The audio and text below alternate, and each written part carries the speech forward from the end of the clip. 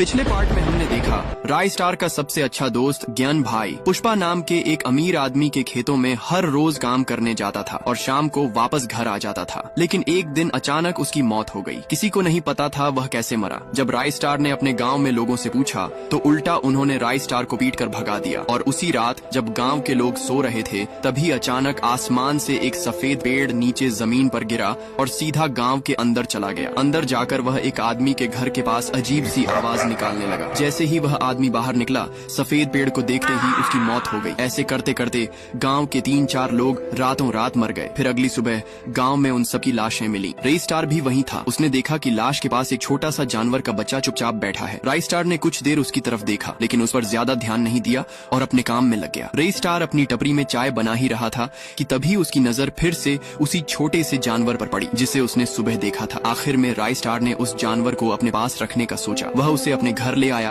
खाना खिलाया और रात में दोनों सो गए। लेकिन सुबह जब वह उठा तो देखा कि जानवर वहाँ नहीं है। बाहर निकला तो गांव के बीच फिर से एक नई लाश पड़ी थी और उसके पास वही जानवर खड़ा था। अब राय स्टार समझ गया कि वही जानवर गांव वालों की मौत का कारण है। उस रात राय स्टार ने एक मजबूत प्लान बनाया। उसने जानवर को खाना खिलाया और दोनों एक साथ सो गए। लेकिन आधी रात को वह जानवर चुपके से घर से बाहर निकला और गायब हो गया। राय स्टार उसका पीछा करने लगा। उसने देखा गांव के बीच में एक सूखा सफेद पेड़ चमक रहा है। गांव के लोग जैसे ही उस पेड़ को देखते उनकी तुरंत मौत हो जाती। फिर वही पेड़ बदलकर उसी छोटे जानवर का रूप ले लेता। राय स्टार ने चिल्लाकर कहा, कौन है तू? मेरे गांव वालों को क्यों मार रहा है? जानवर धीरे धीरे पास आया और अपना रूप बदलने लगा और सामने आया कोई और नहीं बल्कि ज्ञान भाई। राय स्टार चौंक कर बोला, ज्ञान भाई ये तुम्हें क्या हो गया? ज्ञान भाई रोते हुए बोला, ये सब पुष्पा की वजह से हुआ है। राय स्टार ने पूछा, उसने तेरे साथ क्या कर दिया? ज्ञान ने कहा, हर रोज मैं और गाँव वाले पुष्पा के लाल चंदन के बाग में काम करने जाते थे। वह हमें लकड़ियाँ कटवाता था। लेकिन एक दिन मैंने देखा पुष्पा के आदमी अपनी गाड़ियों में जानवरों को ले जा रहे हैं। मुझे शक हुआ तो मैंने उनका पीछा किया। वहाँ जाकर देखा पुष्पा और उसके आदमी जंगल के जानवरों को पकड़कर पिंजरों में बंद रखते थे और उन्हें महंगे दामों पर बेचते थे। मैं ये बात पुलिस को बताने वाला था लेकिन तभी पुष्पा और उसके आदमी ने मुझे पकड़ लिया। गाँव वाले भी वहीं थे। मैंने सबसे मदद मांगी लेकिन किसी ने मेरी मदद नहीं की। आखिर में पुष्पा ने मुझे जानवरों के पिंजरे में डाल दिया और उन जानवरों ने मुझे फाड़ डाला। मेरी आत्मा एक सूखे पेड़ और एक जले हुए बंदर में समा गई और मैं ऐसा बन गया। अब मैं सारे गाँव से बदला लूंगा जब तक पुष्पा को मार न दूं। ये सुनकर राय स्टार भी गुस्से से भर गया। उसने ज्ञान भाई की आत्मा को सफेद पेड़ में कैद किया और साथ लेकर पुष्पा के बाग पहुंचा। वहां पुष्पा अपने आदमियों के साथ रात में आराम कर रहा था। राय स्टार ने उसके दोनों आदमियों को खत्म कर दिया और बोला, चलो पुष्पा, लकड़ियां चुराने वाले, अब तुम्हारा समय खत्म हुआ। पुष्पा हंसकर बोला, तू मारेगा मुझे? सिर्फ तू? राय स्टार ने कहा, मैं नहीं। उसी वक्त आसमान से सफेद पेड़ जमीन पर गिरा